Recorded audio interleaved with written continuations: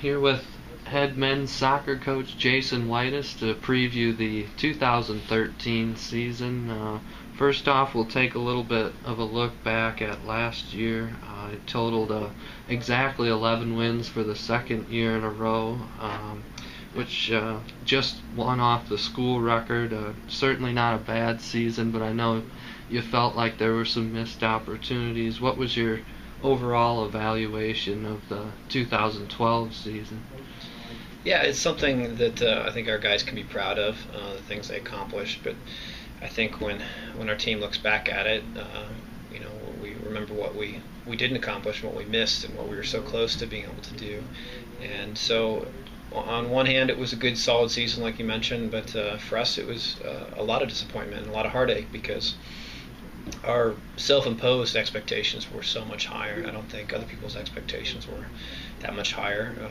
And maybe we exceeded some people's expectations, but we knew we had the talent to do more, and that's just one thing we'll have to live with. So. We've talked about it before with the number of underclassmen that got to play last year. What can you say about the development of some of those guys like Sean Doran, Justin Lowry, Gideon Sankson, Dean Stevens? The list goes on. But what can you say about their development? Last year was critical, and I think that's maybe one area we can take a step forward this upcoming years. Those guys are veterans now, even though those guys you mentioned were all freshmen last year. The bulk of them played and started in every single game. I mean, we had some of those guys you mentioned that played and started in all 19 games, and they have a wealth of experience underneath them now, and I think we'll be better prepared to take on some of those challenges that we face throughout a season, because naturally there's obstacles and things you don't expect, and I think they did a great job with it last year, but they were pretty green, so now I think we'll be better prepared, and we have high expectations of those guys in particular, but some other guys too. There's a load of freshmen that we had last year, I think close to 17 or something like that, all said. And a lot of those guys got playing time, even beyond that group you mentioned. We had a lot of guys who impacted our team. So. You talked a little bit about Nathan Douglas in the spring and how good he can be as a senior. Where might he rank once he's finished among the players you've played with and coached with here at Concordia?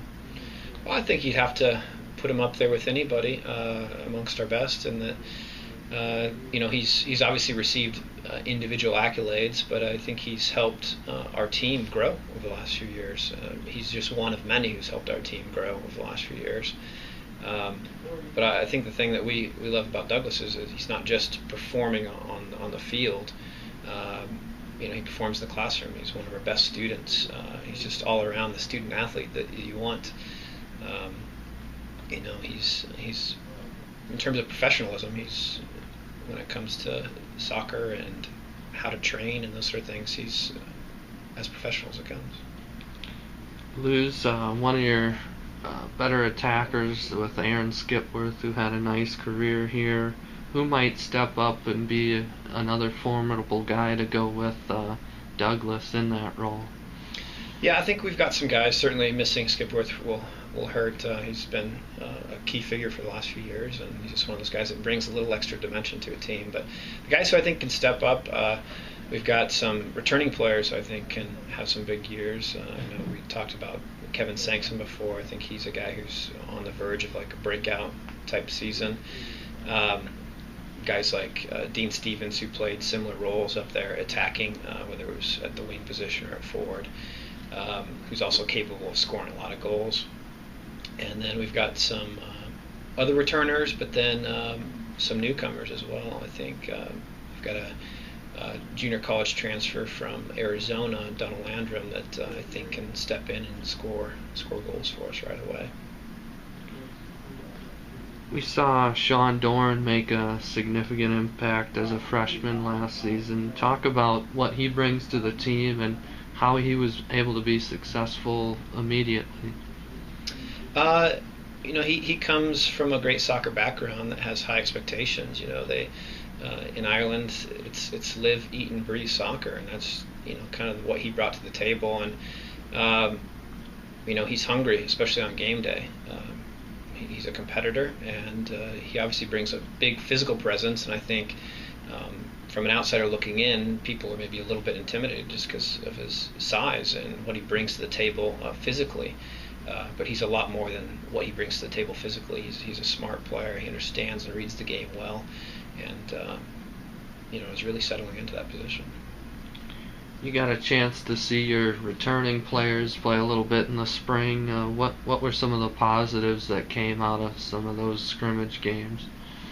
We played some good competition this spring, and I think some of the positives were, we're competitive in those games, and we had some guys who maybe didn't play a whole lot in the fall that were able to get some playing time, naturally because seniors aren't playing in those games, so they kind of stepped up, and we had some guys score some great goals. I know we had, beyond scoring the amount of goals we had some just great goals, ones that would be on top 10 ESPN type highlight goals.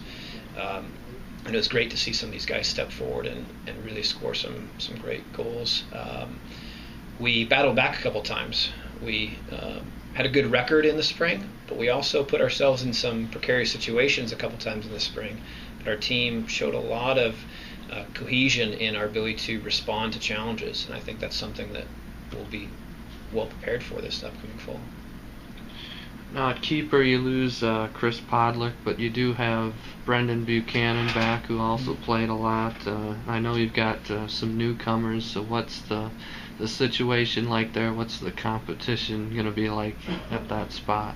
Yeah, we'll certainly miss Chris. He's been a 4-year guy for us, so we'll have some great competition at that spot. Obviously, you mentioned Brendan returning, who got a lot of minutes last year and started quite a few games last year, so I think he's well prepared to take that role and run with it. But we've also got some great competition for him. We've got a returning player, Skylar Lewis, who's put in a lot of great effort over the last couple of years and is getting better each and every year.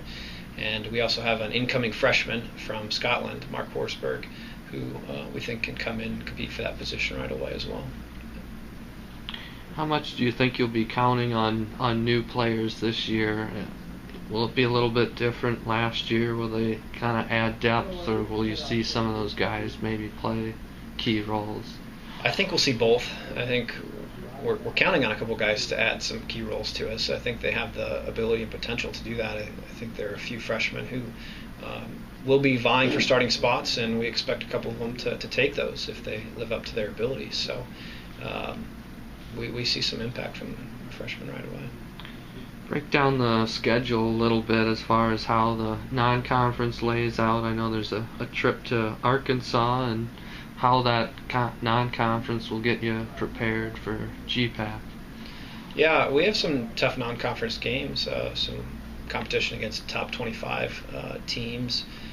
Right off the bat, we go with Benedictine, who's been a perennial top 25 team and sometimes a top 10 team. So, and that's early, and we don't have a lot of time to prepare for them. I think we only have about a week and a half, a little under 2 weeks to prepare for Benedictine here at home, and that'll be a great game to really show us right away where we're at, what do we need to do, what do we need to work on. And we also have some other tests. We go down to Arkansas, like you mentioned, and play Oklahoma City and also John Brown, two quality programs that will really test us, that are top 25 type teams. So we've got a few of those games throughout the preseason, and we also play a lot of I think KCAC teams this preseason before our conference play kicks in. Obviously, the expectation wasn't to finish 8th in the conference last season. What are the biggest keys to improving upon that finish? I think, one, playing at our top level when it counts the most. I think last year we started out strong.